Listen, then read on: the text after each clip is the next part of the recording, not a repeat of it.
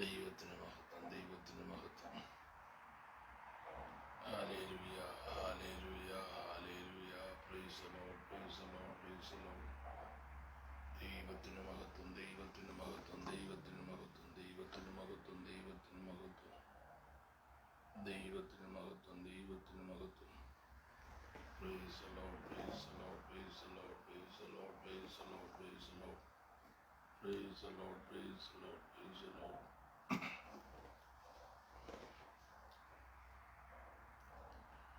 ദൈവത്തിന് മഹത്വം, ദൈവത്തിന് മഹത്വം.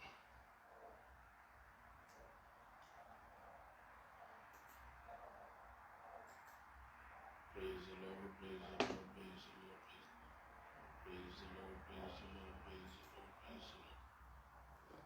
Hallelujah. ദൈവത്തിന്റെ മഹത്വം, ദൈവത്തിന്റെ മഹത്വം. Praise the Lord, praise the Lord, praise the Lord, praise the Lord. Hallelujah, hallelujah. ദൈവത്തിന്റെ മഹത്വം.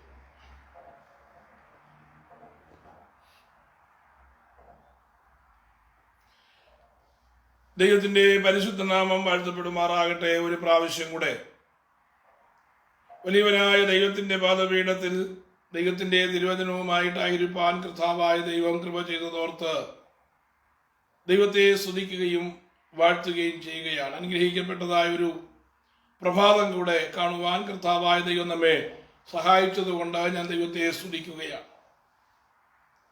കർമ്മേൽ മിനിസ്ട്രീസിന്റെ ഈ ഫേസ്ബുക്ക് പേജിൽ കൂടെ കർത്താവിന്റെ തിരുവചനം ചിന്തിപ്പാൻ കർത്താവ് ഒരുക്കുന്ന വിലപ്പെട്ട അവസരങ്ങളെ ഓർത്ത് ഞാൻ ദൈവത്തെ സ്തുതിക്കുകയാണ്. എന്നെ അടുത്തും ദൂരത്തുമായി കാണുകയും കേൾക്കുകയും ചെയ്യുന്ന എല്ലാ പ്രിയപ്പെട്ടവർക്കും കർത്താവായ യേശു ക്രിസ്തുവിന്റെ നാമത്തിൽ ഞാൻ എൻ്റെ സ്നേഹ വന്ദനങ്ങളെ ഈ പകലിൽ അറിയിക്കുന്നു. കർത്താവ് നമ്മെ ധന്യമായി സഹായിക്കുമാറാകട്ടെ.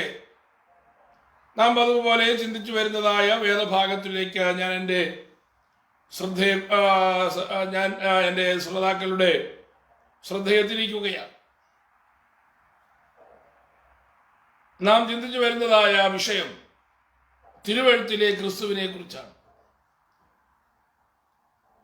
ഉൽപ്പത്തി മുതൽ ഇയ്യോബ് വരെയുള്ളതായ വിഷയങ്ങൾ നാം ചിന്തിച്ചു കഴിഞ്ഞു. സങ്കീർത്തന പുസ്തകത്തിലെ ക്രിസ്തുവിനെ കുറിച്ച് നാം ചിന്തിച്ചുകൊണ്ടിരിക്കുകയാണ്. ഇന്ന് പകലിൽ കർത്താവിന്റെ പാദപീഠത്തിൽ നമുക്ക് ആയിരിക്കുമ്പോൾ വളരെ ഏകാഗ്രതയോടെ തിരുവചനം ശ്രദ്ധിപ്പാൻ കർത്താവായ ദൈവം നമ്മെ സഹായിക്കുമാറാകട്ടെ. സങ്കീർത്തന പുസ്തകത്തിൽ നിന്ന് 2 വിഷയങ്ങൾ നാം ചിന്തിപ്പാനായിട്ടിടയായി. ആ 2 വിഷയങ്ങൾ ദൈവത്താലും മനുഷ്യരാലും ഉപേക്ഷിക്കപ്പെട്ട് ക്രൂശിക്കപ്പെട്ടവനായ ക്രിസ്തുവിനെ കുറിച്ചാണ് നാം ഒന്നാമതായി ചിന്തിച്ചത്. ഇന്നലെ നാം ചിന്തിച്ചത് നല്ല ഇടയനായ ക്രിസ്തുവിനെ കുറിച്ചാണ്. ഇന്ന് നാം ചിന്തിക്കുന്നതായ വിഷയം, മൂന്നാമത്തെ വിഷയം, മഹത്വമുള്ളതായ രാജാവ് എന്നതായ നിലയിൽ ക്രിസ്തുവിനെ കുറിച്ച് സങ്കീർത്തന പുസ്തകത്തിൽ പ്രതിപാദിച്ചിരിക്കുന്നതായ വിഷയത്തെക്കുറിച്ചാണ്. മഹത്വമുള്ളതായ രാജാവ്. ആ വിഷയത്തുള്ളതായ ബന്ധത്തിൽ നമുക്ക് ചിന്തയ്ക്കായിട്ട് എടുക്കുന്നതായ വേദഭാഗം 24 സങ്കീർത്തനത്തിൻ്റെ 7 മുതൽ 10 വരെയുള്ളതായ വാക്യങ്ങളാണ്.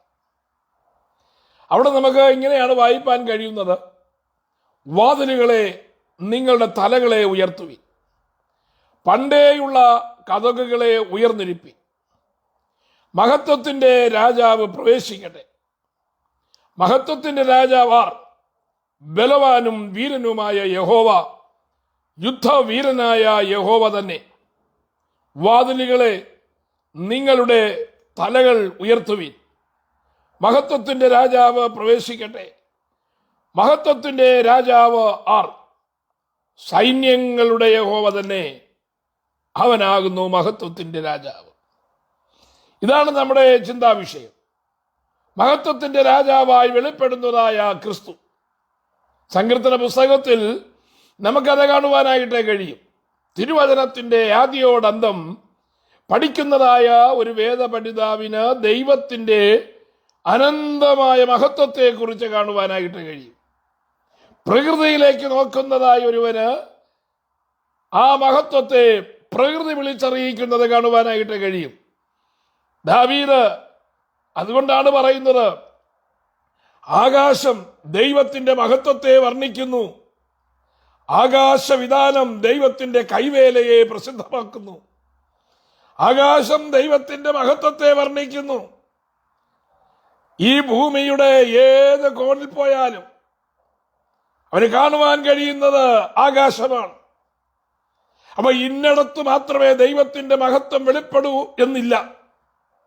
ഭൂമിയുടെ ഏതറ്റത്ത് പോകുന്നതായ ഒരു മനുഷ്യരും അവൻ ഒരു നിമിഷം കണ്ണുകളെ മേലോട്ടയച്ചാൽ അവന്റെ ദൃഷ്ടിക്ക് വിഷയീഭവിക്കുന്നത് ആകാശമാണ്. ദാവീദ് പറയുന്നു, ആകാശം ദൈവത്തിന്റെ മഹത്വത്തെ വർണ്ണിക്കുന്നു. അപ്പൊ ദൈവത്തിന്റെ മഹത്വം കാണുവാൻ വേറെ എങ്ങോട്ടും പോകേണ്ട കാര്യമില്ല. ഇരിക്കുന്നതായ ഇരിപ്പിൽ നിന്ന്, നിൽക്കുന്നതായ നിൽപ്പിൽ നിന്ന്, നടക്കുന്നതായ നടപ്പിൽ നിന്ന് മുകളിലേക്ക് കണ്ണുകൾ ഉയർത്തുന്നതായ ഏതൊരുവനും മനസ്സിലാക്കുവാൻ കഴിയുന്നത് വലിയവനായ ദൈവത്തിന്റെ മഹത്വമാണ്. ആ മഹത്വത്തെ കുറിച്ചാണ് ഇന്ന് പ്രഭാതവേളയിൽ ചിന്തയ്ക്കായിട്ട് നാം എടുക്കുന്നതായ വിഷയം. നമുക്കറിയാം, സങ്കീർത്തന ഭാഗത്തിൽ നിന്ന് ദൈവത്താലും മനുഷ്യരാലും ഉപേക്ഷിക്കപ്പെട്ട ക്രൂശിക്കപ്പെട്ടവനായ കർത്താവിനെ 22-ാം സങ്കീർത്തനത്തിൽ നാം ചിന്തിപ്പാനിടയായി. അവിടെ മരിച്ച ക്രിസ്തുവിനെയാണ്, അല്ലെങ്കിൽ പാപികൾക്ക് വേണ്ടി, ലോകത്തിന്റെ അകൃത്യങ്ങൾക്ക് വേണ്ടി മരിച്ച ക്രിസ്തുവിനെ നമുക്ക് കാണുവാനായിട്ട് കഴിയും.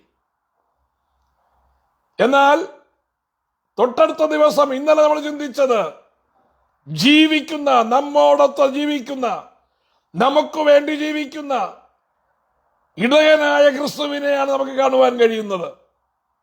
ഇന്ന് നാം ചിന്തിക്കുന്നത് നമ്മെ ചേർക്കുവാൻ മഹത്വത്തോടെ വരുന്ന നമ്മുടെ കർത്താവിനെ കുറിച്ചാണ്. ഒന്നാമത് പാപികൾക്ക് വേണ്ടി കർത്താവ് മരിച്ചവനാണെങ്കിൽ, രണ്ടാമത് നമുക്ക് വേണ്ടി ജീവിക്കുന്ന ക്രിസ്തു. 24-ാമത്തെ സങ്കീർത്തനത്തിൽ വീണ്ടും വരുന്നതായ ക്രിസ്തുവിനെ നമുക്ക് കാണുവാനായിട്ട് കഴിയും. ഈ ഭൂമിയുടെ ഭാവി ഭരണാധികാരിയാണ് ക്രിസ്തു. അതാണ് നാം തുറന്ന് ചിന്തിക്കുന്നതായ വിഷയം. അനേക ഭരണാധികാരികളെ ഭൂമി ഇതിനോടകം കണ്ടു കഴിഞ്ഞു. ഒരു സിംഹാസനവും സ്ഥിരമല്ല, ഒരു അധികാരവും എന്നേക്കും നിലനിൽക്കുന്നില്ല. അധികാരങ്ങൾ മാറി മാറിപ്പോകും, സിംഹാസനങ്ങൾ ഇളകിപ്പോകും. ഒരു സിംഹാസനവും ഉറയ്ക്കാതെ വരുമ്പോൾ എന്നേക്കും ഉറക്കുന്ന ഒരു സിംഹാസനത്തിന്റെ അധിപതി, എന്നേക്കും ഭരിക്കുന്നതായ ഒരു ഭരണാധികാരി, സ്ഥിരതയുള്ളതായ ഒരു ഭരണം, അത് വരുവാൻ പോകുകയാണ്. അത് നമ്മളെ വാഴ്ത്തപ്പെട്ടതായ കർത്താവായ യേശു ക്രിസ്തു ഭൂമിയെ ഭരിക്കുമ്പോൾ അത് സംഭവിക്കുവാനിടയായി തീരുകയാണ്. മഹത്വത്തോടെ വരുന്നതായ കർത്താവിനെ ഇന്ന് പകലിൽ ദർശിപ്പാൻ നമ്മുടെ കണ്ണുകൾ തുറക്കുമാറാകട്ടെ, നമ്മുടെ ഹൃദയദൃഷ്ടികൾ പ്രകാശിക്കുമാറാകട്ടെ. എല്ലാ പ്രിയപ്പെട്ടവരും അതിനായി തയ്യാറാകട്ടെ എന്ന് ആശംസിക്കുകയാണ് ഞാൻ. ദൈവത്തെക്കുറിച്ച് ചിന്തിക്കുമ്പോൾ കൊരിന്ത്യ ലേഖനത്തിന്റെ 1-ാം ലേഖനം 11-ാം അധ്യായം 3-ാമത്തെ വാക്യത്തിൽ വായിക്കുന്നു, എന്നാൽ ഏത് പുരുഷന്റെയും തല ക്രിസ്തു, സ്ത്രീയുടെ തല പുരുഷൻ, ക്രിസ്തുവിന്റെ തല ദൈവമെന്ന് നിങ്ങൾ അറിയണമെന്ന് ഞാൻ ആഗ്രഹിക്കുന്നു. അപ്പൊ എല്ലാറ്റിൻ്റെയും അധിപതിയായിരിക്കുന്ന ഒരു ദൈവത്തെയാണ് നമുക്ക് കാണുവാൻ കഴിയുന്നത്. ആ ദൈവത്തിന്റെ മക്കളായി തീരുവാൻ കർത്താവ് നമുക്ക് അധികാരം തന്നിരിക്കുന്നത് നമ്മുടെ വാഴ്ത്തപ്പെട്ട കർത്താവായ ക്രിസ്തുവിൽ കൂടിയാണ്. ദൈവത്തിന്റെ മക്കളെന്നറിയപ്പെടുവാൻ നമുക്ക് അധികാരവും മഹാഭാഗ്യവും തന്നിരിക്കുകയാണ്. അതാർക്ക് വേണമെങ്കിലും ആ അധികാരം ഏറ്റെടുക്കാം. ആരും അധികാരം അടിച്ചേൽപ്പിക്കുന്നില്ല.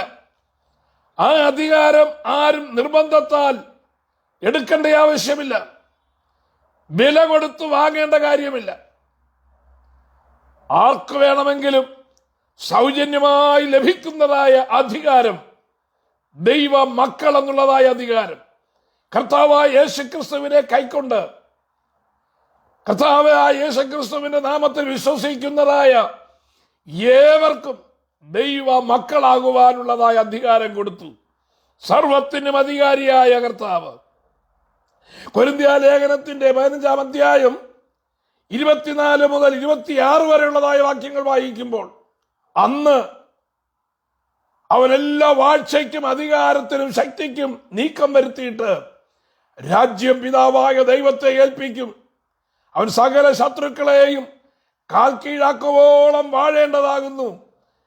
ഒടുക്കത്തെ ശത്രുവായിട്ട് മരണം നീങ്ങിപ്പോകും. അപ്പൊ മരണത്തിന്റെ മേലും അധികാരമുള്ളതായ ഒരു ദൈവം, മരണത്തിന്റെ മേലും അധികാരം തന്നിരിക്കുന്നതായ ഒരു കർത്താവ്, അതാണ് നാം സേവിക്കുന്നതായ നമ്മുടെ ദൈവം. മഹത്വത്തോടെ കർത്താവ് വരുമ്പോൾ മരണത്തിന് നമ്മെ കീഴടക്കുവാൻ കഴിയത്തില്ല. മരിച്ചവരായ ക്രിസ്തുവിൽ മരിച്ചവരായ പ്രിയമുള്ളവർ എന്നേക്കുമായി ഉയർത്തെഴുന്നേൽക്കുവാനിടയായിട്ട് തീരുകയാണ്. നാം വായിച്ചതായ വേദഭാഗത്തിലേക്ക് ഞാൻ മടങ്ങി വരുവാൻ ആഗ്രഹിക്കുകയാണ്. അവിടെ മഹത്വത്തിന്റെ രാജാവ് പ്രവേശിക്കട്ടെ എന്ന് നാം കാണുന്നു. മഹത്വത്തിന്റെ രാജാവ് പ്രവേശിക്കട്ടെ. മഹത്വത്തിന്റെ രാജാവ് ആരാണ്? നമ്മുടെ വാഴ്ത്തപ്പെട്ടതായ മിശിഹാ തമ്പുരാനാണത്. നമ്മുടെ രക്ഷകനായ കർത്താവാണത്. വാഴ്ത്തപ്പെട്ട കർത്താവ്, വാഴ്ത്തപ്പെട്ട ദൈവം, നമ്മുടെ വാഴ്ത്തപ്പെട്ട കർത്താവ്, മഹത്വത്തിന്റെ രാജാവ്. അവിടെ നാം അത് ചിന്തിക്കുമ്പോൾ നമ്മളെ കർത്താവിന്റെ വിജയകരമായ സ്വർഗീയ പ്രവേശനത്തിന്റെ പ്രാവചനിക ഭാഗമാണ് അത് നമുക്ക് കാണുവാനായിട്ട് കഴിയും. ദാവീദ് പ്രവചന ഭാഷയിൽ പ്രസ്താവിച്ചതായ വിഷയമാണ്. ആ പ്രാവചനിക ഭാഗത്തേക്ക് കടക്കുന്നതിന് മുമ്പ് ഇതിന്റെ ചരിത്ര പശ്ചാത്തലം നമുക്ക് അല്പമായി ചിന്തിക്കുവാനിടയാകും. ശൗലിന് ശേഷം ഫെലിസ്ത്യരെ തോൽപ്പിച്ച് ദാവീദ് ഇസ്രായേലിന്റെ രാജാവാകുകയാണ്. ദാവീദ് സിക്ലാഗിൽ നിന്ന് കടന്നു വന്ന് ദാവീദിനെ ഹെബ്രോനിൽ യഹൂദ്യർ രാജാവാക്കി കഴിഞ്ഞപ്പോൾ ദാവീദ് ചെയ്തത് യെബൂസ്യരുടെ കയ്യിലിരുന്നതായ യെരുശലേം എന്ന് പറയുന്നതായ പട്ടണം, ആ യെബൂസ്യ നഗരം പിടിച്ചെടുക്കുക എന്നുള്ളതായിരുന്നു. ആ യെബൂസ്യ നഗരത്തിലേക്ക് രാജാവായ ദാവീദ് അതിനോട് യുദ്ധം ചെയ്യുവാൻ വരുമ്പോൾ അവിടെയുള്ളതായ യെബൂസ്യ മല്ലന്മാർ പറഞ്ഞത്, ദാവീദ് ഈ പട്ടണത്തിൽ കടക്കുകയില്ല. ദാവീദ് എന്ന് പറയുന്നതായ മനുഷ്യനെ ഓടിക്കുവാൻ ഈ പട്ടണത്തിലുള്ളതായ മുടന്തരും കുരുടരും മാത്രം മതി, ഒരു സൈന്യത്തിന്റെ ആവശ്യമില്ല എന്ന് പറഞ്ഞ് ദാവീദിനെ നിസ്സാരനാക്കി തള്ളുവാനിടയായി. എന്നാൽ ദാവീദ് വന്ന് ആ യെബൂസ്യ നഗരം പിടിച്ചെടുക്കുവാനായിട്ടിടയായി. എന്നിട്ട് ആ നഗരത്തെ ദാവീദിന്റെ നഗരം, സിയോൻ കോട്ട, ദാവീദിന്റെ നഗരം എന്ന പേര് വിളിക്കുവാനിടയായി. യെരുശലേം ദാവീദിന്റെ നഗരമായി അറിയപ്പെടുകയാണ്. ആ യെബൂസ്യ നഗരത്തിലേക്ക്, യെരുശലേമിലേക്ക് വിജയശ്രീലാളിതനായി ദാവീദ് കടന്നു വരുന്നതായ ആ പ്രവേശനത്തെ ഓർപ്പിക്കുകയാണ് 24-ാമത്തെ സങ്കീർത്തനം. അതാണ് എൻ്റെ ചരിത്ര പശ്ചാത്തലം. ഈ വേദഭാഗം വായിക്കുമ്പോൾ നമുക്കറിയാം, നമ്മൾ ആദ്യത്തെ ദിവസം ചിന്തിച്ചതുപോലെ ഇതൊരു മിശിഹായിക്ക് സങ്കീർത്തനമാണ്. കർത്താവായ യേശുക്രിസ്തുവിന്റെ വിജയകരമായ 3 പ്രവേശനങ്ങൾ ഇതോടുള്ളതായ ബന്ധത്തിൽ നമുക്ക് ചിന്തിക്കുവാനായിട്ട് കഴിയും. നമ്മുടെ ചിന്താവിഷയം മഹത്വത്തിന്റെ രാജാവായ ക്രിസ്തു എന്നതാണ്. ഈ ഭാഗത്ത് കാണുന്ന മഹത്വത്തിന്റെ രാജാവായ ക്രിസ്തു എന്ന നിലയിലാണ്. അപ്പോ ക്രിസ്തുവിന്റെ വിജയകരമായ 3 മഹത്വകരമായ പ്രവേശനങ്ങൾ നമുക്ക് തിരുവചനത്തിൽ നിന്ന് പഠിക്കുവാനായിട്ട് കഴിയും, മനസ്സിലാക്കുവാനായിട്ട് കഴിയും. അതിൽ 2 പ്രവേശനങ്ങൾ കഴിഞ്ഞുപോയ കാര്യങ്ങളായിട്ട് നമുക്ക് ചിന്തിക്കുവാനായിട്ട് കഴിയും. ഇനിയും 1 വരുവാനുള്ളതായ കാര്യമാണ്. എന്തൊക്കെയാണ് കഴിഞ്ഞുപോയതായ കാര്യം? നമുക്കറിയാം, യേശുക്രിസ്തു ഭൂമിയിലായിരുന്നപ്പോൾ 33.5 വർഷത്തെ കർത്താവിന്റെ ശുശ്രൂഷയ്ക്കൊടുവിൽ കർത്താവ് യെരുശലേമിലേക്ക് രാജാവായി പ്രവേശിക്കുവാൻ തീരുമാനിച്ചു. കർത്താവ് വന്നത് തന്നെ രാജാവായിട്ടാണ്, ജനിച്ചത് തന്നെ രാജാവായിട്ടാണ്. കിഴക്ക് നിന്ന് വന്നതായ വിദ്വാൻമാർ ഹെരോദാവിന്റെ കൊട്ടാരത്തിൽ വന്നിട്ട് ഹെരോദാവിനോട് ചോദിച്ചത്, രാജാവിന് പിറന്ന പുത്രൻ എവിടെയെന്നല്ല, രാജാവായി പിറന്നവൻ എവിടെയെന്നാണ്. പിറക്കുമ്പോഴേ രാജാവായിരുന്നവൻ, ലോകത്തിൽ പിറക്കുമ്പോൾ തന്നെ രാജാവായിരുന്നത് ഒരുവൻ മാത്രമേ ഉള്ളൂ, നമ്മുടെ കർത്താവായ യേശു മാത്രം. പിറന്നിട്ട് രാജാവായതാണ് ബാക്കിയുള്ള രാജാക്കന്മാരെല്ലാവരും. പിറന്നിട്ട് രാജാക്കന്മാരായവരാണ്. പക്ഷേ രാജാവായി തന്നെ പിറന്നവൻ അഖിലാണ്ടത്തിന്റെ സൃഷ്ടിതാവായ കർത്താവായ യേശുക്രിസ്തു മാത്രമാണ്. അപ്പോ ആ രാജാവായി പിറന്നവൻ യെരുശലേമിലേക്ക് രാജാവായി പ്രവേശിപ്പാൻ തീരുമാനിച്ചു. തന്റെ കഷ്ടാനുഭവ ആഴ്ചയ്ക്ക് തൊട്ട് മുമ്പാണ് ശിഷ്യന്മാരെ 2 പേരെ വിളിച്ചിട്ട് പറഞ്ഞു, നിങ്ങൾ പട്ടണത്തിലേക്ക് ചെല്ലണം. അവിടെ ചെല്ലുമ്പോൾ നിങ്ങൾ കെട്ടപ്പെട്ടിരിക്കുന്നതായ ഒരു കഴുതയെയും അതിന്റെ കുട്ടിയെയും കാണും. അതിനെ അഴിച്ചു കൊണ്ടുവരണം. അതിനെ അഴിക്കുന്നത് എന്തിനാണ് എന്ന് ആരെങ്കിലും ചോദിച്ചാൽ ഗുരുവിന് ഇതിനെ കൊണ്ട് ആവശ്യമുണ്ടെന്ന് പറയണം. അത്രയും പറഞ്ഞാൽ മതി. പറഞ്ഞതുപോലെ ശിഷ്യന്മാർ പട്ടണത്തിലേക്ക് ചെന്നു. അവിടെ ചെന്നപ്പോ അവർ കണ്ടത് എന്താണെന്നറിയാമോ? ആരും ഒരിക്കലും കയറിയിട്ടില്ലാത്തതായ ഒരു കഴുതയെ അതിന്റെ കുട്ടിയോടുകൂടെ കെട്ടിയിരിക്കുന്നത് കണ്ടു. അവർ അതിനെ അഴിച്ചു. അഴിക്കുന്നത് കണ്ടതായ പ്രിയപ്പെട്ടവർ വന്ന് ചോദിച്ചു, എന്തിനാണ് ഇതിനെ അഴിക്കുന്നത്? ഞങ്ങളുടെ ഗുരുവിന് ഇതിനെ കൊണ്ട് ആവശ്യമുണ്ട്. അവർ ചെന്ന് കഴിഞ്ഞപ്പോ കണ്ടതായ കഴുതയുടെ ആ സ്ഥിതി എന്താണെന്ന് മർക്കോസ് രേഖപ്പെടുത്തിയിട്ടുണ്ട്. അതിനെ പുറത്ത് തെരുവിൽ വഴിയിൽ കെട്ടിയിരിക്കുന്നതായിട്ടാണ് കാണുവാൻ കഴിഞ്ഞത്. ആ കഴുതയെ അഴിച്ചുകൊണ്ടുവന്നു. കഴുതയെ അഴിച്ചുകൊണ്ടുവന്ന് കർത്താവിന്റെ മുമ്പിൽ നിർത്തിയപ്പോൾ ജനം അതിന്റെ മേൽ, ആ കഴുതയുടെ മേൽ വസ്ത്രം വിരിച്ചു. മഹാരാജാവിനെ ഇരുത്തുന്നത് പോലെ യേശു ആ കഴുതയുടെ പുറത്ത് ഇരിപ്പാനിടയായി. എന്നിട്ട് വിജയശ്രീലാളിതനായ രാജാവിനെ പോലെ, ഒരു പ്രവാചകൻ എഴുന്നള്ളുന്നത് പോലെ യെരുശലേം നഗരത്തിലേക്ക് കർത്താവ് എഴുന്നള്ളുകയാണ്. മത്തായിയുടെ സുവിശേഷം 21-ാം അധ്യായം 9 മുതൽ 11 വരെയുള്ളതായ വാക്യങ്ങളിൽ നമുക്ക് ആ എഴുന്നള്ളത്ത് കാണുവാൻ കഴിയും. ഒരു സുവിശേഷകനല്ല വിഷയം എഴുതിയിരിക്കുന്നത്, 4 സുവിശേഷകന്മാരും എഴുതിയിരിക്കുന്നതായ വിഷയമാണത്. 4 പേരും അത് മെൻഷൻ ചെയ്തിട്ടുണ്ട്. അത്രത്തോളം പ്രാധാന്യമുള്ളതായ ഒരു എൻട്രി ആയിരുന്നു, ഒരു പ്രവേശനമായിരുന്നു യേശുവിന്റെ യെരുശലേം പ്രവേശനം. മർക്കോസിന്റെ സുവിശേഷം 11-ാം അധ്യായത്തിലും ലൂക്കോസിന്റെ സുവിശേഷം 19-ാം അധ്യായത്തിലും യോഹന്നാന്റെ സുവിശേഷം 12-ാം അധ്യായത്തിലും സുവിശേഷകന്മാർ അത് മെൻഷൻ ചെയ്തിട്ടുണ്ട്. അങ്ങനെ വിജയശ്രീലാളിതനായി യേശു ആ നഗരത്തിലേക്ക് കടക്കുമ്പോൾ ജനം എന്താ ചെയ്തത്? മുമ്പും പിന്നും നടന്നതായ പുരുഷാരം, ദാവീദ് പുത്രന്റെ ഹോസന്ന, കർത്താവിന്റെ നാമത്തിൽ വരുന്നവൻ വാഴ്ത്തപ്പെട്ടവൻ, അത്യുന്നതങ്ങളിൽ ഹോസന്ന എന്ന് അർത്തുകൊണ്ടിരുന്നു. അവൻ യെരുശലേമിൽ കടന്നപ്പോൾ നഗരം മുഴുവനും ഇളകി. ഇവൻ ആരെന്ന് പറഞ്ഞു.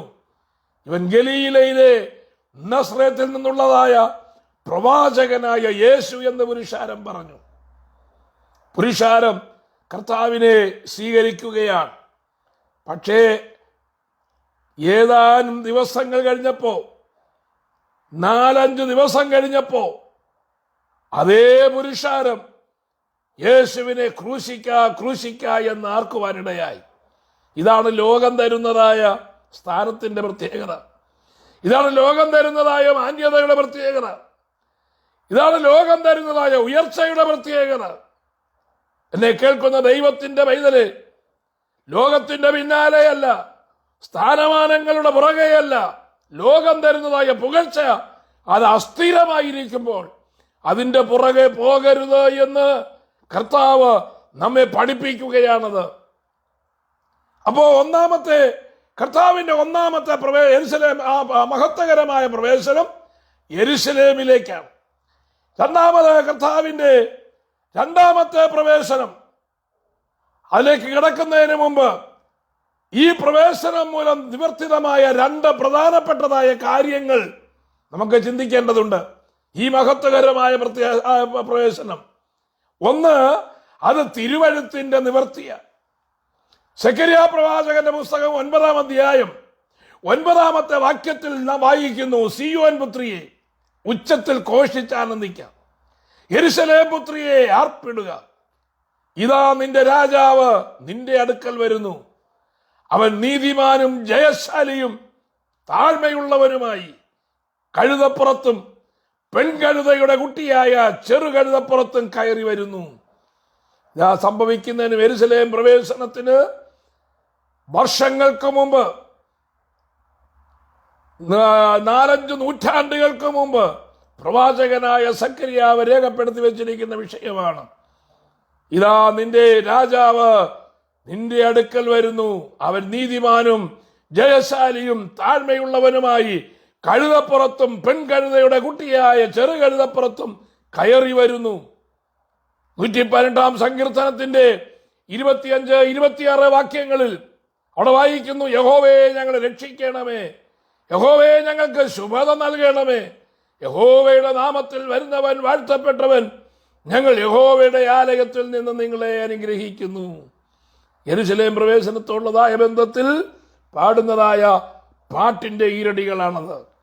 യഹോവയെ രക്ഷിക്കണമേ. അന്ന് പാലസ്തീനിൽ, അതായത് യെരുശലേമിൽ ഉണ്ടായിരുന്നതായ ജനം റോമാ ഗവൺമെന്റിന്റെ കിരാത ഭരണത്തിൽ നിന്ന് മോചനം പ്രാപിക്കേണ്ടതിനുള്ള ആഗ്രഹത്തോടെ ആയിരിക്കുമ്പോഴാണ് മിശിഹാ രാജാവിന്റെ പ്രവേശനം.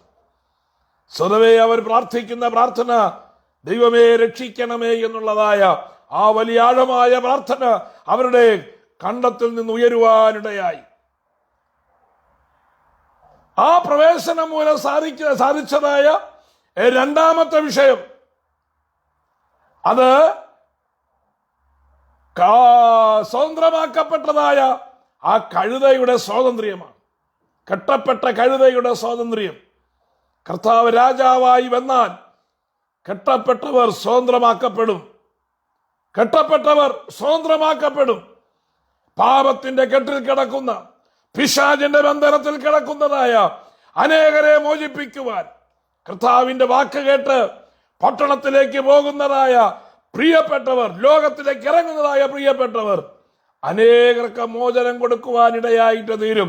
കർത്താവിന്റെ അടുക്കലേക്കുള്ളതായ പ്രവേശനം പിശാചിന്റെ ബന്ധനത്തിൽ നിന്നുള്ളതായ വിടുതലാകയാൽ അത് ലഭിച്ചവരെ ഓർത്ത് ഞാൻ ദൈവത്തെ സ്തുതിക്കുകയാണ്. രണ്ടാമത്, യേശുക്രിസ്തുവിന്റെ വിജയകരമായ സ്വർഗീയ പ്രവേശനമാണ്. ഒന്നാമത്തത് യെരുശലേം പ്രവേശനമാണെങ്കിൽ മഹത്വത്തിന്റെ രാജാവ് പ്രവേശിക്കട്ടെ. അതിൽ രണ്ടാമത്തെ നിവർത്തി അത് കർത്താവിന്റെ സ്വർഗീയ പ്രവേശനമാണ്. കർത്താവ് മർക്കോസിന്റെ സുവിശേഷം 16-ാം അധ്യായത്തിന്റെ 19-ാമത്തെ വാക്യത്തിൽ ആ സ്വർഗീയ പ്രവേശനത്തെ കുറിച്ച് എഴുതിയിട്ടുണ്ട്. ഇങ്ങനെ കർത്താവായ യേശു അവരോട് അരുളി ചെയ്ത ശേഷം സ്വർഗത്തിലേക്ക് എടുക്കപ്പെട്ടു, ദൈവത്തിന്റെ വലത്തുഭാഗത്തിരുന്നു. 33.5 വർഷം ഈ ലോകത്തിലായിരുന്നു കൊണ്ട് 3.5 വർഷത്തെ വിവിധമായ ശുശ്രൂഷകൾക്കൊടുവിൽ സാത്താന്റെ തലയെ തകർത്ത് സാത്താന്റെ അധീനത്തിലുണ്ടായിരുന്നതായ പാപത്തിന്റെ അധീനതയിലായിരുന്നതായ മാനവജാതിയെ തന്റെ മരണത്താൽ വിടുവിച്ചുകൊണ്ട് അവരെ സ്വതന്ത്രമാക്കിക്കൊണ്ട് പാതാളത്തിലായിരുന്നതായ വിശുദ്ധന്മാരെ അവരെ അവിടെ നിന്ന് മോചിപ്പിച്ചുകൊണ്ട് കർത്താവായ യേശുക്രിസ്തു വിജയത്തോടെ മരണത്തെയും പാതാളത്തെയും ജയിച്ചവനായി, സാത്താനെയും അവന്റെ അധോമണ്ഡലത്തിന്റെ മേലും ജയം കൊണ്ടവനായി, സാത്താന്റെ തലയെ തകർത്തവനായി യേശു വിജയശ്രീലാളിതനായി സ്വർഗത്തേക്ക് കരേറിപ്പോയി.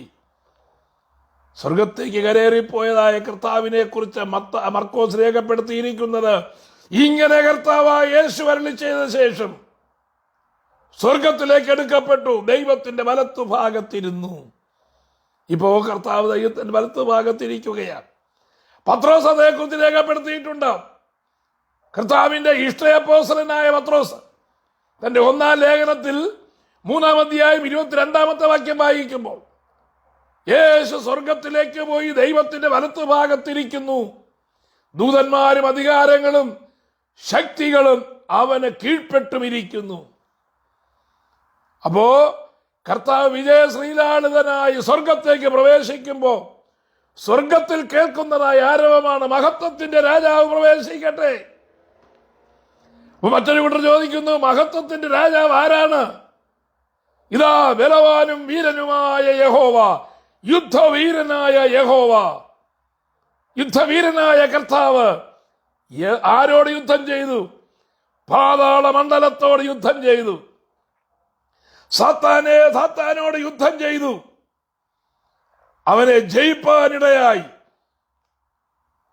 മനുഷ്യന്റെ ഉൽപ്പത്തിയിൽ ഏദൻ തോട്ടത്തിൽ വെച്ച മനുഷ്യന് കൊടുത്തതായ വാഗ്ദാനം, സ്ത്രീയുടെ സന്തതി പാമ്പിന്റെ തല തകർക്കുമെന്ന് യഹോവയായ ദൈവം അരുളി ചെയ്തതായ ആ അരുളപ്പാട് ഇതാ വിജയകരമായി നിവർത്തിച്ച് സാത്താന്റെ തലയെ തകർത്ത് ഇതാ മഹത്വത്തിന്റെ രാജാവ് സ്വർഗത്തിലേക്ക് വരികയാണ്. അതുകൊണ്ട് വാതിലുകളെ നിങ്ങൾ തലകളെ ഉയർത്തുവീൻ, പണ്ടേയുള്ള കതകുകളെ ഉയർന്നിരിപ്പീൻ.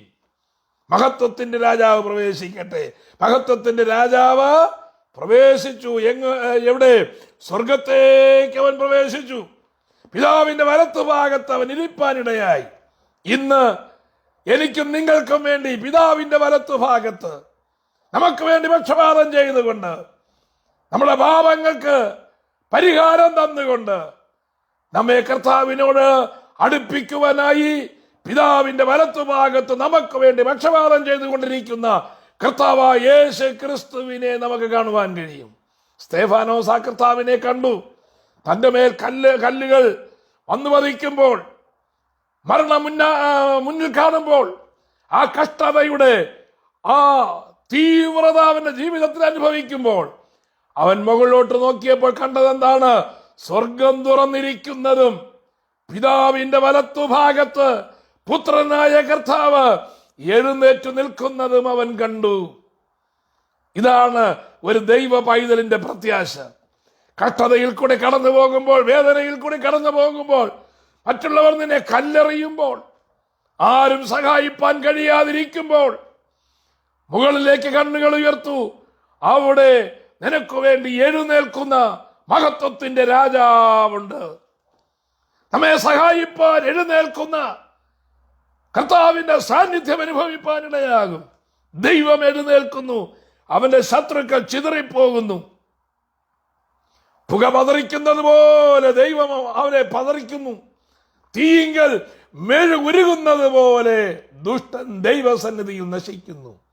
ദൈവം എഴുന്നേറ്റാൽ ദുഷ്ടന് നാശമാണ്. ദൈവം എഴുന്നേറ്റാൽ പിശാചിന്റെ അടിസ്ഥാനം ഇളകുകയാണ്. ദൈവം എഴുന്നേറ്റാൽ സാത്താന്റെ സാമ്രാജ്യങ്ങൾ തകർന്നു മാറുകയാണ്. ദൈവം എഴുന്നേൽക്കുവാൻ ദൈവ പൈതൽ എന്തു ചെയ്യണം? ഹൃദയത്തിന്റെ നുറുക്കത്തോടെ മുകളിലേക്ക് നോക്കണം. സ്വർഗത്തേക്ക് കണ്ണുകൾ ഉയർത്തണം. ഞാൻ എൻ്റെ കണ്ണു പർവ്വതങ്ങളിലേക്ക് ഉയർത്തുന്നു. എനിക്ക് സഹായം എവിടെ നിന്ന് വരും? എന്റെ സഹായം ആകാശത്തെയും ഭൂമിയെയും സൃഷ്ടിച്ച യഹോവയിങ്കൽ നിന്ന് വരുന്നു. അപ്പോൾ രണ്ടാമത് സ്വർഗീയ പ്രവേശനമാണ്. ഈ പ്രവേശനത്തോടെ സാധ്യമായ രണ്ട് കാര്യങ്ങളുണ്ട്. രണ്ട് കാര്യങ്ങളെ പറയുവാൻ എന്റെ മുമ്പിൽ സമയമുള്ളൂ. വേഗത്തിൽ ഞാനൊന്ന് പറഞ്ഞു പോകാം. ഒന്ന്, മാനവജാതിയുടെ വീഴ്ചയ്ക്ക് കാരണമായ സാത്താന്റെ തല എന്നേക്കുമായി തകർക്കപ്പെട്ടു. നമ്മൾ ചിന്തിച്ചു, ഉൽപ്പത്തി പുസ്തകം 3-ാം അധ്യായത്തിന്റെ 15-ാമത്തെ വാക്യം ആ വാഗ്ദത്തത്തിന്റെ നിവൃത്തിയാണ് കാൽവറി ക്രൂശിൽ നാം കാണുവാനിടയായിട്ട് തീർന്നത്. കൊലോസി ലേഖനത്തിൽ പൗലോസ് അത് വ്യക്തമാക്കിയിരിക്കുന്നു. 2-ാം അധ്യായം 14 മുതലുള്ളതായ വാക്യങ്ങൾ, അതിക്രമങ്ങളൊക്കെയും നമ്മോട് ക്ഷമിച്ച ചട്ടങ്ങളാൽ നമുക്ക് വിരോധവും പ്രതികൂലവുമായിരുന്നതായ കയ്യെഴുത്തും അയച്ച് ക്രൂശിൽ തറച്ച് നടുവിൽ നിന്ന് നീക്കിക്കളഞ്ഞു. വാഴ്ചകളെയും അധികാരങ്ങളെയും ആയുധവർഗം വയ്പ്പിച്ച് ക്രൂശിൽ അവരുടെ മേൽ ജയോത്സവം കൊണ്ടാടി അവരെ പരസ്യമായ കാഴ്ചയാക്കി. സാത്താന്യ മണ്ഡലത്തിന്റെ മേൽ ദൈവം നിവർത്തിച്ചതായ നമ്മുടെ കർത്താവായ യേശു ക്രിസ്തു നിവർത്തിച്ചതായ ജയമാണ് ആ സ്വർഗീയ പ്രവേശനത്തിന് അടിസ്ഥാനമായിരിക്കുന്നത്. ഒന്നാമത് സാത്താന്യ മണ്ഡലത്തിന്റെ മേലുള്ളതായ ജയം. രണ്ടാമത് എന്നേക്കുമുള്ളതായ പാപപരിഹാരം. എബ്രായ ലേഖനം 10-ാം അധ്യായത്തിന്റെ 12-ാമത്തെ വാക്യം വായിക്കുമ്പോൾ, യേശുവോ പാപങ്ങൾക്ക് വേണ്ടി ഏകയാഗം കഴിച്ചിട്ട് എന്നേക്കും ദൈവത്തിന്റെ വലത്തുഭാഗത്തിരുന്നു കൊണ്ട് തന്റെ ശത്രുക്കൾ പാദപീഠമാകുവോളം കാത്തിരിക്കുന്നു. അപ്പൊ എന്നേക്കുമുള്ളതായ പാപത്തിന്റെ പരിഹാരം, പഴയ നിയമയാഗങ്ങൾക്ക് നിവർത്തിക്കുവാൻ കഴിയാതിരുന്ന, പഴയ നിയമ പുരോഹിത വർഗത്തിന് നിവർത്തിക്കുവാൻ ചെയ്തു തീർക്കുവാൻ കഴിയാതിരുന്ന, പഴയ നിയമ വിശുദ്ധന്മാർക്ക് ലഭിപ്പാൻ കഴിയാതിരുന്നതായ എന്നേക്കുമുള്ളതായ പാപത്തിന്റെ പരിഹാരം പുതിയ നിയമവിശ്വാസികളായ നമ്മൾക്ക് ലഭിപ്പാനിടയായി ഏകയാഗത്താൽ കർത്താവായ യേശു ക്രിസ്തു കാൽവറിയിൽ നിവർത്തിച്ചതായ ആ പരമയാഗത്താൽ പാപത്തിന് എന്നേക്കും പരിഹാരമുണ്ടാകുവാനിടയായി. രണ്ട് കാര്യങ്ങളാണ് ആ സ്വർഗീയ പ്രവേശനത്തിന് അടിസ്ഥാനമായിരുന്നത്. മൂന്നാമത്തെ പ്രവേശനം എന്ന് പറയുന്നത് ഇനിയും സംഭവിപ്പാനുള്ളതായ പ്രവേശനമാണ്. ഇനിയും സംഭവിപ്പാനുള്ളതായ പ്രവേശനം. വെളിപ്പാട് പുസ്തകം 1-ാം അധ്യായത്തിന്റെ 7-ാമത്തെ വാക്യം അത് യോഹന്നാൻ മെൻഷൻ ചെയ്യുകയാണ്. ഇതാ യേശു മേഘാരൂഢനായി വരുന്നു, ഏത് കണ്ണും അവനെ കുത്തിത്തുളച്ചവരും അവനെ കാണും, ഭൂമിയിലെ ഗോത്രങ്ങളൊക്കെയും അവനെ ചൊല്ലി വിലപിക്കും. അപ്പൊ ഏത് കണ്ണും കാണത്തക്കവണ്ണം യേശുവിന്റെ മഹത്വ പ്രത്യക്ഷത വരുവാൻ പോകുകയാണ്. ആ മഹത്വ പ്രത്യക്ഷത എങ്ങോട്ടേക്കാണ്? അക്ഷരീകമായി യെരുശലേമിലേക്കുള്ളതായ പ്രവേശനമാണ്. ഒന്നാമത്തെ പ്രവേശനം രാജാവായി അവൻ പ്രവേശിച്ചു എങ്കിലും ജനം അംഗീകരിച്ചില്ല.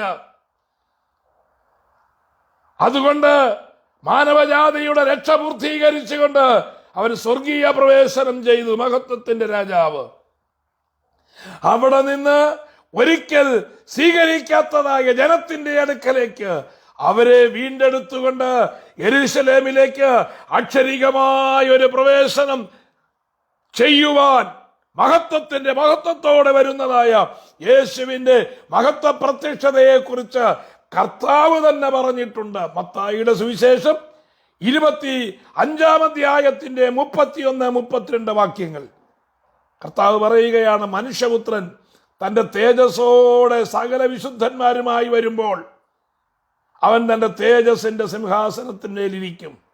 സകല ജാതികളെയും അവന്റെ മുമ്പിൽ കൂട്ടും.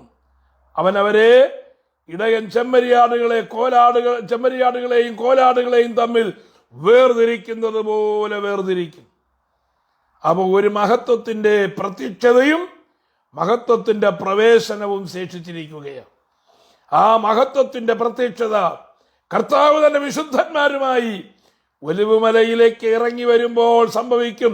മഹത്വത്തിന്റെ പ്രത്യക്ഷത, മഹത്വത്തിന്റെ പ്രവേശനം. അവിടെ നിന്ന് ആ ശത്രുവിനെയും അവന്റെ സകല സൈന്യത്തെയും വായിലെ വാക്കുകളാലും ആകാശത്തു നിന്ന് പെയ്യുന്നതായ തീയുടെയും ഗന്ധകത്തിന്റെയും സഹായത്താൽ ശത്രു നിഗ്രഹം നിവർത്തിച്ച ശേഷം യേശു വിജയശ്രീലാളിതനായി വിശുദ്ധന്മാരോടുകൂടെ യെരുശലേമിലേക്ക് പ്രവേശിക്കുന്ന ആ മഹത്വ പ്രവേശനം, ഇതാണ് സംഭവിപ്പാനിരിക്കുന്നതായ പ്രവേശനം. ഈ സംഭവിപ്പാനിരിക്കുന്നതായ പ്രവേശനം മൂലം സംഭവിക്കുവാനുള്ളതായ രണ്ട് കാര്യങ്ങളുണ്ട്. ഒന്ന്, ആ മഹത്വ പ്രവേശനം സംഭവിക്കുന്നതിന് മുമ്പ് നടക്കേണ്ടതായ കാര്യമാണ്. അതെന്താണ്? അത് ദൈവസഭയുടെ ഉൽപ്രാപണമാണ്, ദൈവസഭയുടെ എടുക്കപ്പെടൽ. പ്രിയമുള്ളവരെ, കർത്താവായ യേശു ക്രിസ്തുവിന്റെ രക്തത്താൽ വീണ്ടെടുക്കപ്പെട്ട് കർത്താവിന്റെ മണവാട്ടി സഭയുടെ അംഗങ്ങളായി കർത്താവിന്റെ വരവിന് വേണ്ടി വിശുദ്ധിയോടെ നിർമ്മലതയോടെ നോക്കി പാർത്തിരിക്കുന്ന ദൈവജനത്തെ എടുക്കുവാൻ കർത്താവ് മധ്യാകാശത്തിൽ മേഘത്തിൽ വെളിപ്പെടുവാൻ പോകുകയാണ്. ആ മേഘത്തിൽ കർത്താവ് വരുമ്പോൾ പൗലോസ് നമ്മെ അറിയിക്കുന്നത് പോലെ തെസ്സലോനിക്ക ലേഖനം 1-ാം ലേഖനം 4-ാം അധ്യായത്തിന്റെ 16-17 വാക്യങ്ങളിൽ നിന്ന് വായിക്കുന്നത് പോലെ കർത്താവ് താൻ ഗംഭീരനാദത്തോടും പ്രധാന ദൂതന്റെ ശബ്ദത്തോടും ദൈവത്തിന്റെ കാഹളത്തോടും കൂടെ സ്വർഗത്തിൽ നിന്ന് ഇറങ്ങി വരും. അപ്പോൾ എന്ത് ചെയ്യും? ക്രിസ്തുവിൽ മരിച്ചതായ വിശുദ്ധന്മാർ മുമ്പേ ഉയർത്തെഴുന്നേൽക്കും. പിന്നെ ജീവനോടെ ശേഷിക്കുന്നതായ നാം അവരോടൊരുമിച്ച് കർത്താവിനെ എതിരേൽപ്പാൻ മേഘങ്ങളിൽ എടുക്കപ്പെടും. ഇങ്ങനെ നാം എപ്പോഴും കർത്താവിനോട് കൂടെയിരിക്കും. എന്ത് സുദിനം, എന്ത് മഹത്വകരമായ ഒരു സുദിനമാണ്! ആ മഹത്വ പ്രവേശനത്തിന് മുമ്പ് സംഭവിക്കേണ്ടതായ ഒരു കാര്യമാണിത്. അടുത്ത നടക്കേണ്ടതായ കാര്യം യഹൂദന്മാരുടെ വീണ്ടെടുപ്പാണ്. റോമാലേഖനം 11-ാം അധ്യായത്തിന്റെ 25-26 വാക്യങ്ങൾ വായിക്കുമ്പോൾ അബ്രഹാമിന്റെ സന്തതിക്ക് കൊടുത്തിരുന്നതായ, അല്ലെങ്കിൽ അബ്രഹാമിന് കൊടുത്തതായ ആ വാഗ്ദത്തത്തിന്റെ നിവർത്തീകരണം സംഭവിക്കാനിരിക്കുകയാണ്. അബ്രഹാമിന്റെ സന്തതി എന്നുള്ളതായ നിലയിൽ, ഇസ്രയേൽ എന്നുള്ളതായ നിലയിൽ, പുതിയ നിയമസഭ എന്നുള്ളതായ നിലയിലെ വീണ്ടെടുപ്പ് ദൈവജനത്തിന് മേഘവരവിങ്കൽ സംഭവിച്ചു. അതിനുശേഷം അബ്രഹാമിന്റെ സന്തതികൾ എന്നുള്ളതായ നിലയിൽ അബ്രഹാമിന് കൊടുത്തതായ വാഗ്ദത്തം അക്ഷരാർത്ഥത്തിൽ ഇസ്രയേലിനൊരു വീണ്ടെടുപ്പ് നടക്കണം. ഇന്ന് അക്ഷരാർത്ഥത്തിൽ ഇസ്രയേലിനൊരു വീണ്ടെടുപ്പ് നടക്കുന്നില്ല. ദൈവജനം എന്നുള്ളതായ പേരിൽ ലോകത്തെമ്പാടുമുള്ളതായ ജാതികളിൽ നിന്നും യഹൂദ ജനത്തിൽ നിന്നും എല്ലാ വംശങ്ങളിൽ നിന്നും ഗോത്രങ്ങളിൽ നിന്നും കർത്താവായ യേശു ക്രിസ്തുവിന്റെ രക്തത്താൽ വീണ്ടെടുക്കപ്പെടുന്നതായ ജനത്തെ ദൈവജനം എന്നുള്ളതായ നിലയിൽ വീണ്ടെടുത്തു കഴിഞ്ഞു. എപ്പോൾ? കർത്താവിന്റെ മേഘവരവെങ്കിൽ അത് സംഭവിക്കും. എന്നാൽ അതിനുശേഷം അക്ഷരാർത്ഥത്തിൽ അബ്രഹാമിന് കൊടുത്തതായ വാഗ്ദത്ത നിവർത്തീകരണം എന്ന വണ്ണം ഇസ്രയേലിന് ദൈവത്തിന്റെ സ്വന്തം ജനമെന്ന് താൻ തന്നെ പഴയ നിയമത്തിൽ സാക്ഷ്യപ്പെടുത്തിയിരിക്കുന്ന ഇസ്രയേലിന് ഒരു വീണ്ടെടുപ്പുണ്ട്. ആ വീണ്ടെടുപ്പിനെ കുറിച്ച് പൗലോസ് രേഖപ്പെടുത്തിയിരിക്കുന്നതായ കാര്യം 11-ാം അധ്യായം, റോമാലേഖനം 11-ാം അധ്യായത്തിന്റെ 25-26 വാക്യങ്ങൾ കാണുവാനായിട്ട് കഴിയും. ഇതേ തുടർന്നുള്ളതായ മറ്റു വേദഭാഗങ്ങൾ വായിപ്പാൻ അല്ലെങ്കിൽ പറയുവാൻ എൻ്റെ മുമ്പിൽ സമയമില്ലാത്തത് കൊണ്ട് അത് മാത്രം പറഞ്ഞ് ഞാൻ മുന്നോട്ട് പോകുകയാണ്. പൗലോസ് രേഖപ്പെടുത്തിയിരിക്കുന്നു, സഹോദരന്മാരെ, നിങ്ങൾ ബുദ്ധിമാന്മാരെന്ന് നിങ്ങൾക്ക് തന്നെ തോന്നാതിരിക്കാൻ ഈ രഹസ്യം അറിയാതിരിക്കരുത് എന്ന് ഞാൻ ആഗ്രഹിക്കുന്നു. ജാതികളുടെ പൂർണ്ണസംഖ്യ ചേരുവോളം ഇസ്രയേലിന് അംശമായി കാഠിന്യം സംഭവിച്ചിരിക്കുന്നു. ഇങ്ങനെ ഇസ്രയേൽ മുഴുവനും രക്ഷിക്കപ്പെടും. അപ്പൊ ഇപ്പോ ഇസ്രയേലിന് അംശമായി കാഠിന്യം വന്നിരിക്കുകയാണ്, ഒരു ഭ്രംശം വന്നിരിക്കുകയാണ്. ക്രിസ്തുവിന്റെ മരണത്താൽ അവർക്ക് ഭ്രംശം വന്നു. അങ്ങനെയെങ്കിൽ ക്രിസ്തുവിന്റെ പ്രത്യക്ഷതയാൽ അവരുടെ ഒരു കൂടിച്ചേരലുണ്ട്, അവരുടെ യഥാസ്ഥാനത്വമുണ്ട്. ജാതികളുടെ പൂർണ്ണസംഖ്യ തികയുവോളം വിവരിപ്പാൻ എൻ്റെ മുമ്പിൽ സമയമില്ലല്ലോ. അതെ, പുതിയ നിയമസഭയുടെ പണി പൂർത്തീകരിക്കപ്പെടുമ്പോൾ പുതിയ നിയമസഭ ഇവിടെ നിന്ന് എടുക്കപ്പെടും. പിന്നെ യഹൂദന്റെ മടങ്ങിവരവാണ്. യഹൂദന്റെ മാനസാന്തരത്തിനുള്ളതായ ദൈവിക പദ്ധതി ആരംഭിക്കുകയാണ്. യഹൂദൻ എന്നുള്ളതായ നിലയിൽ അവർക്കിപ്പോൾ സംഭവിച്ചിരിക്കുന്ന ആ അംശമായ ഭ്രംശത്തിൽ നിന്ന് ഒരു സ്ഥിരമായ യഥാസ്ഥാനത്വത്തിലേക്ക് അവർ നടത്തപ്പെടേണ്ടത് ആവശ്യമുണ്ട്. ഇസ്രയേൽ എന്നുള്ളതായ ആ ലേബലിൽ ഇസ്രയേൽ എന്നുള്ളതായ ആ പദവിയിൽ.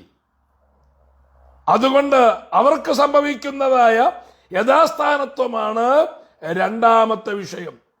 അപ്പൊ വരുവാനിരിക്കുന്നതായ ക്രിസ്തുവിന്റെ മഹത്വ പ്രത്യക്ഷത അല്ലെങ്കിൽ മഹത്വ പ്രവേശനം മൂലം, യെരുശലേമിലേക്കുള്ളതായ പ്രവേശനം മൂലം രണ്ട് കാര്യങ്ങൾ സംഭവിക്കുകയാണ്. രണ്ടും അതിനു മുമ്പ് നടന്നിരിക്കണം. ഒന്ന്, പുതിയ നിയമസഭയുടെ ഉൽപ്രാപണം. രണ്ട്, യഹൂദന്മാരുടെ യഥാസ്ഥാപനം. കർത്താവിന്റെ ആ മഹത്വ പ്രത്യക്ഷത, മഹത്വ പ്രവേശനം നടക്കുമ്പോൾ യെരുശലേം അക്ഷരാർത്ഥത്തിൽ വിളിച്ചു പറയും, പണ്ടേയുള്ള കതകുകളെ ഉയർന്നിരിപ്പീൻ, വാതിലുകളെ നിങ്ങളുടെ തലകളെ ഉയർത്തുവീൻ. യെരുശലേമിന്റെ അടഞ്ഞു കിടക്കുന്നതായ ആ വാതിൽ, കിഴക്കേ വാതിൽ, അന്ന് തുറക്കപ്പെടും. വിളിച്ചു പറയും, വാതിലുകളെ നിങ്ങളുടെ തലകളെ ഉയർത്തുവീൻ, മഹത്വത്തിന്റെ രാജാവ് പ്രവേശിക്കട്ടെ. മഹത്വത്തിന്റെ രാജാവാർ ബലവാനും വീരനുമായ യഹോവ. ഇതാ യഹോവയായ കർത്താവ് ബലശാലിയായി വരികയാ. അതെ, കർത്താവിന്റെ ആ മഹത്വ പ്രത്യക്ഷത, ആ മഹത്വ പ്രവേശനത്തിനായി നമുക്ക് കാത്തിരിക്കാം. അതിനു മുമ്പ് നാം ഇവിടുന്ന് എടുക്കപ്പെടുമെന്നുള്ളതായ ആ സന്തോഷകരമായ വാർത്ത പറയുമ്പോൾ എൻ്റെ ഹൃദയം ത്രസിക്കുകയാണ്. ആ വരവെങ്കിൽ എടുക്കപ്പെടുവാൻ യോഗ്യതയുള്ളവരായി ഇരിപ്പാൻ നമുക്ക് അധ്വാനിക്കാം, നമുക്ക് പരിശ്രമിക്കാം. ദൈവകൃപയിൽ നമുക്ക് ശരണപ്പെടാം.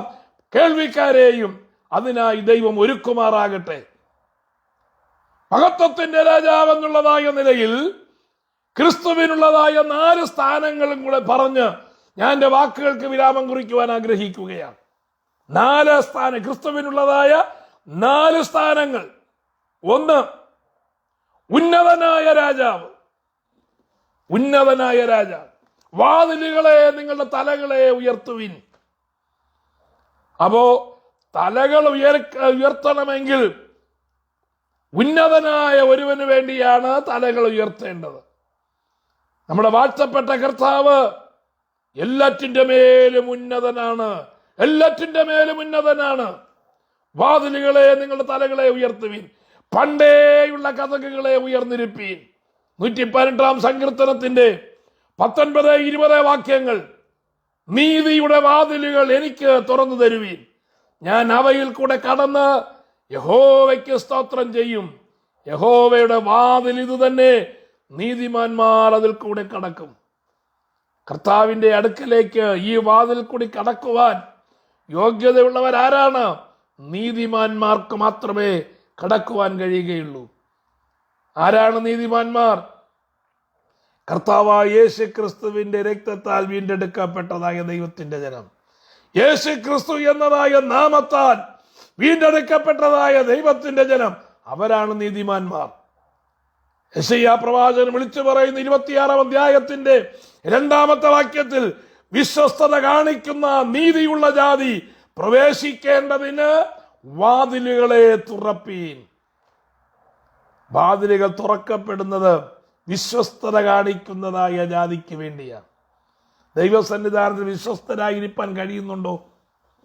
ദൈവസന്നിധാനത്തിൽ വിശ്വസ്തരായിരിക്കാൻ ശ്രമിക്കുന്നുണ്ടോ?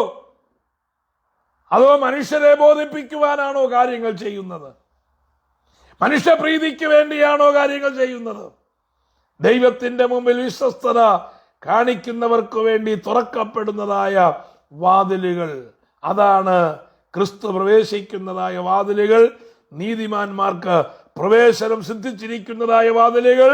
ആ വാതിലിൽ കൂടിയാണ് ഉന്നതനായ കർത്താവിന്റെ പ്രവേശനം. അപ്പോ ആ മഹത്വത്തിന്റെ പ്രവേശനത്തുള്ളതായ ബന്ധത്തിൽ കർത്താവിന്റെ ഒരു സ്ഥാനം എന്ന് പറയുന്നത് ഉന്നതനായ രാജാവ് എന്നുള്ളതായ നിലയിലാണ്.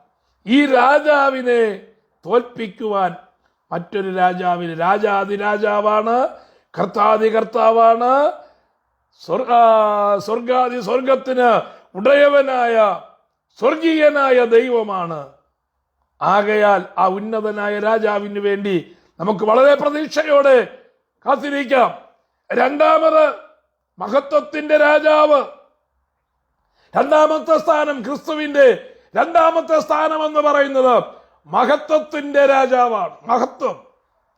മഹത്വം ക്ലെയിം ചെയ്യുവാൻ കഴിയുന്ന ഒരേ ഒരുവൻ നമ്മുടെ വാഴ്ത്തപ്പെട്ട കർത്താവാണ്. 24-ാം സങ്കീർത്തനത്തിന്റെ 9-ാമത്തെ വാക്യം വിളിച്ചു പറയുന്നത്, വാതിലുകളെ നിങ്ങളുടെ തലകൾ ഉയർത്തുവിൻ, മഹത്വത്തിന്റെ രാജാവ് പ്രവേശിക്കട്ടെ. 97-ാം സങ്കീർത്തനത്തിന്റെ 6-ാമത്തെ വാക്യം, ആകാശം ദൈവത്തിന്റെ നീതിയെ പ്രസിദ്ധമാക്കുന്നു, സകല ജാതികളും ദൈവത്തിന്റെ മഹത്വം കാണും. അപ്പോ ദൈവത്തിനുള്ളതാണ് മഹത്വം, നമ്മുടെ കർത്താവിനുള്ളതാണ് മഹത്വം. വാഴ്ത്തപ്പെട്ട നമ്മുടെ യേശു തമ്പുരാൻ മഹത്വത്തോടെ പ്രവേശിക്കുന്നതായ ദൈവമാണ്. കൊരിന്ത്യ ലേഖനത്തിൽ പൗലോസ് രേഖപ്പെടുത്തിയിരിക്കുന്നു, 1-ാം ലേഖനം 2-ാം അധ്യായത്തിന്റെ 8-ാമത്തെ വാക്യം, അത് ഈ ലോകത്തിന്റെ പ്രഭുക്കന്മാർ ആരും അറിഞ്ഞില്ല, അറിഞ്ഞിരുന്നു എങ്കിൽ അവർ തേജസ്സിന്റെ കർത്താവിനെ ക്രൂശിക്കയില്ലായിരുന്നു. സുവിശേഷത്തിന്റെ പ്രകാശനം, യേശുക്രിസ്തു മഹത്വത്തിന്റെ രാജാവാണെന്നുള്ള കാര്യം ലോകത്തിന്റെ പ്രഭുക്കന്മാർ അറിഞ്ഞിരുന്നില്ല. അറിഞ്ഞെങ്കിൽ തേജസ്സിന്റെ കർത്താവിന്റെ പേര് തേജസ്സിന്റെ കർത്താവെന്നാണ്. തേജസ് ഉടുത്തവനാണ്, മഹത്വം ധരിച്ചവനാണ്, തേജസ് ഉടുത്തവനാണ് നമ്മുടെ കർത്താവ്. യാക്കോബ് വിളിച്ചു പറയുന്നു, യാക്കോബിന്റെ ലേഖനം 2-ാം അധ്യായം 1-ാമത്തെ വാക്യം, സഹോദരന്മാരെ, തേജസ്സുള്ളവനായി നമ്മുടെ കർത്താവായ യേശുക്രിസ്തു വിശ്വസിക്കുന്ന നിങ്ങൾ മുഖപക്ഷം കാണിക്കരുത്. അപ്പൊ തേജസ്സുള്ളവനായ നമ്മുടെ കർത്താവ്, തേജസ് ധരിച്ചവനായി വരുന്നതായ കർത്താവിനെ നമുക്ക് കാണുവാനായിട്ട് കഴിയും. മഹത്വത്തിന്റെ രാജാവ്. രണ്ടാമത്തെ കാര്യം മഹത്വത്തിന്റെ രാജാവ്. ഒന്നാമത് കണ്ടു ഉന്നതനായ രാജാവ്, 2 മഹത്വത്തിന്റെ രാജാവ്, 3 ബലവാനും വീരനുമായ യഹോവ. 24-ാം സങ്കീർത്തനം 8-ാമത്തെ വാക്യം, മഹത്വത്തിന്റെ രാജാവാർ, ബലവാനും വീരനുമായ യഹോവ, യുദ്ധവീരനായ യഹോവ തന്നെ. നമ്മുടെ ദൈവം യുദ്ധവീരനാണ്. ആരോടാ യുദ്ധം ചെയ്തത്? മനുഷ്യനോടല്ല, റോമാ ഗവൺമെന്റിനോടല്ല കേട്ടോ. ലോകത്തിലെ ഒരു അധികാരത്തോടും കർത്താവ് യുദ്ധം ചെയ്തില്ല. മാനുഷികമായ ഒരു അധികാരത്തിനും എതിരെ കർത്താവ് നിന്നില്ല. കർത്താവിന്റെ സമയത്ത് സകല മാനുഷിക അധികാരങ്ങൾക്കും കർത്താവ് കീഴ്പ്പെട്ടിരുന്നു. മാതാപിതാക്കന്മാർക്ക് കീഴ്പ്പെട്ടിരുന്നു, മതനേതാക്കന്മാർക്ക് കീഴ്പ്പെട്ടിരുന്നു, സിവിൽ നിയമത്തിന് കീഴ്പ്പെട്ടിരുന്നു, ഗവൺമെന്റ് അധികാരികൾക്ക് കീഴ്പ്പെട്ടിരുന്നു, നിയമങ്ങൾക്ക് കീഴ്പ്പെട്ടിരുന്നു. അപ്പോ ഇതിനോടൊന്നും കർത്താവ് എതിർത്തില്ല. കർത്താവ് എതിർത്തത് ആരോടാണ്? കർത്താവ് യുദ്ധം ചെയ്തത് ആരോടാണ്? അദൃശ്യമായിരുന്നതായ സാത്താന്യ മണ്ഡലത്തോടാണ് കർത്താവ് യുദ്ധം ചെയ്തത്. ആ അദൃശ്യ മണ്ഡലത്തിന്റെ കീഴിലായിരുന്നു മാനവജാതി മുഴുവനും. അതുകൊണ്ട് തന്നെ താൻ ആർക്ക് അടിമയായിരിക്കുന്നു എന്ന് ആർക്കും അറിയാത്ത രീതിയിൽ പാപത്തിനും മരണത്തിനും അടിമയായിരുന്നതായ മനുഷ്യനെ, സാത്താന്റെ അടിമയായിരുന്നതായ മനുഷ്യനെ വിടുവിക്കേണ്ടതിന് സാത്താന്യ മണ്ഡലത്തോട് യുദ്ധം ചെയ്യേണ്ടിയിരുന്നു. അവിടെയാണ് ആത്മീക യുദ്ധത്തിന്റെ പ്രത്യേകത. ഒരു ആത്മമണ്ഡലത്തോടുള്ളതായ യുദ്ധം. ഒരു ദൈവ പൈതലിന് ആത്മമണ്ഡലത്തോട് എപ്പോഴും യുദ്ധമുണ്ട്. ആത്മമണ്ഡലത്തോട് അവൻ യുദ്ധം ചെയ്യുവാൻ ആത്മാവിന്റെ ബലം ധരിച്ചേ മതിയാകുകയുള്ളൂ. ശരീരത്തിന്റെ ബലം കൊണ്ട്, മസിൽ പവർ കൊണ്ട്, സാമ്പത്തികമായ ബലം കൊണ്ട്, സാമൂഹിക ബലം കൊണ്ട്, ആൾബലം കൊണ്ട്, അധികാരം കൊണ്ട്, ശക്തി കൊണ്ടൊന്നും പുറമേയുള്ളതായ യാതൊന്നുകൊണ്ടും ഈ സാത്താന്യ മണ്ഡലത്തെ ജയിപ്പാൻ കഴിയുകയില്ല. സാത്താന്യ മണ്ഡലത്തെ ജയിക്കണമെങ്കിൽ ആത്മാവിന്റെ ബലം വേണം. യഹോവയായ ദൈവം, നമ്മുടെ കർത്താവായ ദൈവം, ബലവാനും വീരനുമായ യുദ്ധവീരനായ യഹോവ. 45-ാം സങ്കീർത്തനത്തിന്റെ 3-4 വാക്യങ്ങൾ വായിക്കുമ്പോൾ, വീരനായുള്ളവേ നിന്റെ വാൾ അരയ്ക്കു കെട്ടുക, നിന്റെ തേജസ്സും നിന്റെ മഹിമയും തന്നെ സത്യവും സൗമ്യതയും നീതിയും പാലിക്കേണ്ടതിന് നീ മഹിമയോടെ കൃതാർത്ഥനായി വാഹനമേറി എഴുന്നള്ളുക, നിന്റെ വലം കൈ ഭയങ്കര കാര്യങ്ങളെ നിനക്ക് ഉപദേശിച്ചു തരുമാറാകട്ടെ. വീരനായുള്ളവേ നിന്റെ വാൾ അരയ്ക്കു കെട്ടുക. നമ്മുടെ കർത്താവ് വീരനായ ദൈവമാണ്. 93-ാം സങ്കീർത്തനത്തിന്റെ 1-ാമത്തെ വാക്യം, യഹോവ വാഴുന്നു, ദൈവം മഹിമ ധരിച്ചിരിക്കുന്നു, യഹോവ ബലം ധരിച്ച് അരക്ക് കെട്ടിയിരിക്കുന്നു, ഭൂലോകം ഇളകാതെ ഉറച്ചു നിൽക്കുന്നു.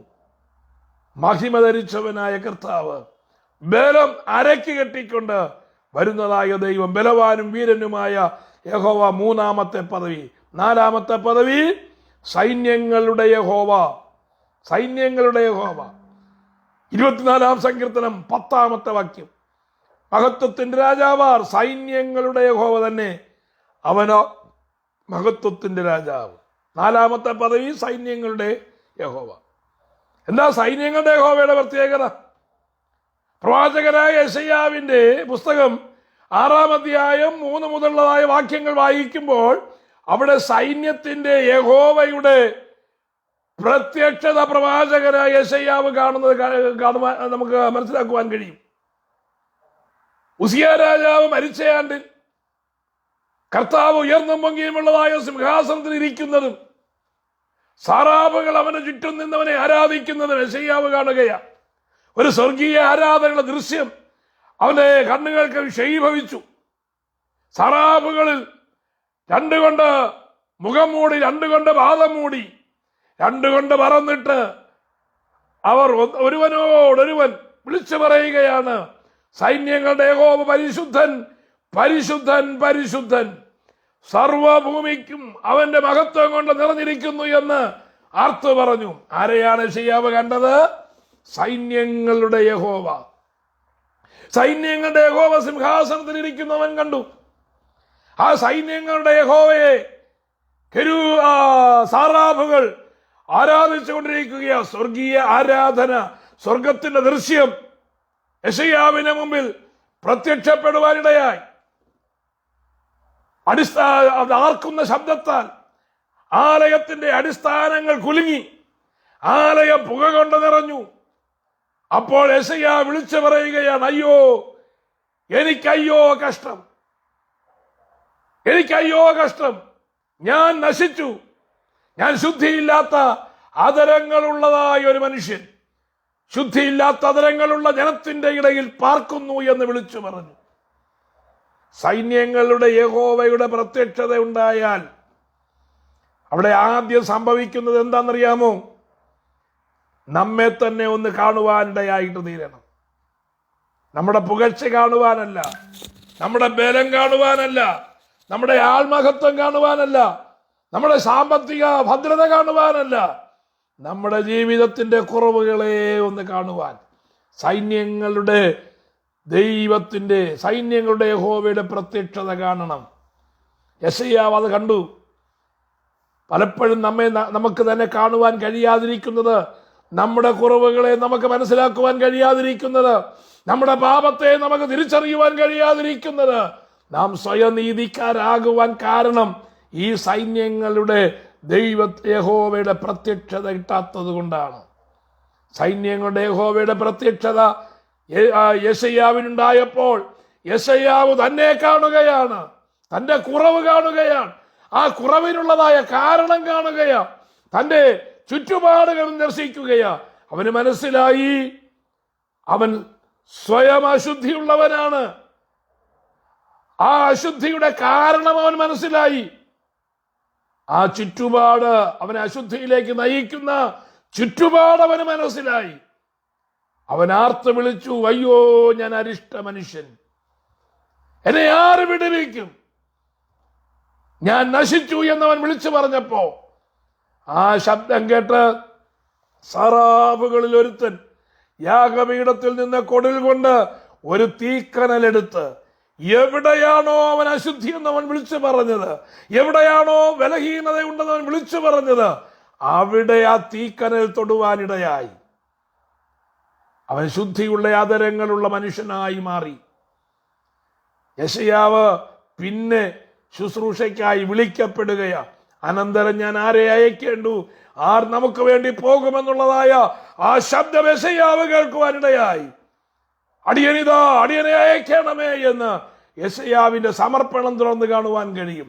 സൈന്യങ്ങളുടെ യഹോവയുടെ പ്രത്യക്ഷതയ്ക്ക് മുമ്പിൽ കുറവുകൾ കണ്ടെത്തുന്നവരായിരിക്കണം, ബലഹീനതകൾ കണ്ടെത്തുന്നവരായിരിക്കണം, നമ്മുടെ പാപം നാം കണ്ടെത്തുന്നവരായിരിക്കണം, ശുദ്ധീകരണത്തിന് വേണ്ടി കർത്താവിനോട് അപേക്ഷിക്കുന്നവരായിരിക്കണം, ശുദ്ധീകരണം പ്രാപിച്ചവരായിരിക്കണം, കർത്താവിന്റെ നാമത്തിന് വേണ്ടി എന്നിട്ട് വേണം പുറപ്പെടുവാൻ. അത് സംഭവിക്കാത്തത് കൊണ്ട് ഇന്നിന്റെ നാളുകളിൽ സംഭവിക്കുന്നതായ താഴ്ചകൾ എന്തൊക്കെയാണ് എന്ന് ഞാൻ വിവരിക്കേണ്ട കാര്യമില്ലല്ലോ. പ്രിയമുള്ളവരെ, ദൈവനാമത്തിനു വേണ്ടി പുറപ്പെടുന്നതിന് മുമ്പ് നമ്മുടെ ബലഹീനതയെ ഒന്ന് കാണുവാൻ നമ്മുടെ സൈന്യങ്ങളുടെ യഹോവയുടെ പ്രത്യക്ഷത നമുക്കുണ്ടാകട്ടെ. 4 കാര്യങ്ങളാണ് ക്രിസ്തുവിന്റെ മഹത്വകരമായ അവസ്ഥയെക്കുറിച്ച് നാം ചിന്തിച്ചത്. 1, ഉന്നതനായ രാജാവ്. 2, മഹത്വമുള്ളത് രാജാവ്. 2, ബലവാനും വീരനുമായ യുദ്ധവീരനായ യഹോവ. 4, സൈന്യങ്ങളുടെ യഹോവ. ആ സൈന്യങ്ങളുടെ യഹോവയുടെ പ്രത്യക്ഷത നമുക്കുണ്ടാകട്ടെ എന്ന വലിയ പ്രാർത്ഥനയോടെ ഞാൻ ചിന്തയ്ക്ക് ഇവിടെ വിരാമം കുറിക്കുന്നു. കർത്താവായ ദൈവം നമ്മെ അനുഗ്രഹിക്കുമാറാകട്ടെ. സങ്കീർത്തന ഭാഗത്തിൽ നിന്ന് 3 കാര്യങ്ങൾ ക്രിസ്തുവിനെ കുറിച്ച് ഞാൻ ചിന്തിച്ചു. തൽക്കാലം സങ്കീർത്തന ഭാഗത്തിന് ഞാൻ ഇവിടെ വിരാമം കുറിക്കുകയാണ്. ദൈവം അനുവദിച്ചാൽ കർത്താവിന്റെ വരവ് താമസിക്കുന്നു എങ്കിൽ സദൃശ്യവാക്യങ്ങളിലെ ക്രിസ്തുവിനെ നമുക്ക് നാളെ പ്രഭാതത്തിൽ പരിചയപ്പെടുവാൻ, മനസ്സിലാക്കുവാൻ കർത്താവ് കൃപ നൽകുമാറാകട്ടെ. നമുക്ക് കണ്ണുകളെ അടയ്ക്കാം, ഒരു നിമിഷം പ്രാർത്ഥിക്കാം. പരിശുദ്ധനായ ദൈവമേ, സ്വർഗീയ പിതാവേ, സങ്കീർത്തന പുസ്തകങ്ങളിൽ നിന്ന് ക്രിസ്തുവിനെ കാണുവാൻ ഞങ്ങൾക്കിടയായിത്തീർന്നല്ലോ. ഞങ്ങൾക്ക് വേണ്ടി മരിച്ച ക്രിസ്തു, ഇപ്പോൾ ഞങ്ങൾക്ക് വേണ്ടി ജീവിക്കുന്ന ക്രിസ്തു, ഇനിയും മഹത്വത്തോടെ വരുവാനിരിക്കുന്നതായ ക്രിസ്തുവിനെ ഞങ്ങൾക്ക് ആ സങ്കീർത്തന പുസ്തകങ്ങൾ കൂടെ മനസ്സിലാക്കുവാൻ കർത്താവ് കൃപ നൽകി. Praise the Lord. ആ ക്രിസ്തുവിൻ്റെ ഈ 3 അനുഭവങ്ങളും ഞങ്ങളുടെ ജീവിതത്തിൽ പ്രാപിപ്പാൻ ദൈവം ഞങ്ങളെ സഹായിക്കണമേ. കഴിഞ്ഞ 2 അനുഭവങ്ങൾ ഹാലിൽ പ്രാപിപ്പാനിടയായിട്ട് തീർന്നവർ 3-ാമത്തെ അനുഭവത്തിനു വേണ്ടി കാത്തിരിക്കേണ്ടതിന് ദൈവം കൃപ ചെയ്യുമാറാകണം. വചനം കേട്ടതായ എല്ലാ പ്രിയപ്പെട്ടവരുടെ മേലും കർത്താവിൻ്റെ കൃപ വ്യാപരിക്കേണ്ടതിനായി പ്രാർത്ഥിക്കുന്നു. പ്രാർത്ഥിച്ച് തിരുക്കരങ്ങൾ തരികയാ യേശു ക്രിസ്തുവിൻ്റെ നാമത്തിൽ തന്നെ, ആമേൻ. വചനം കേട്ടതായ എല്ലാ പ്രിയപ്പെട്ടവർക്കും കർത്താവായ യേശു ക്രിസ്തുവിൻ്റെ നാമത്തിൽ എൻ്റെ നന്ദി അറിയിക്കുന്നു. God bless you all.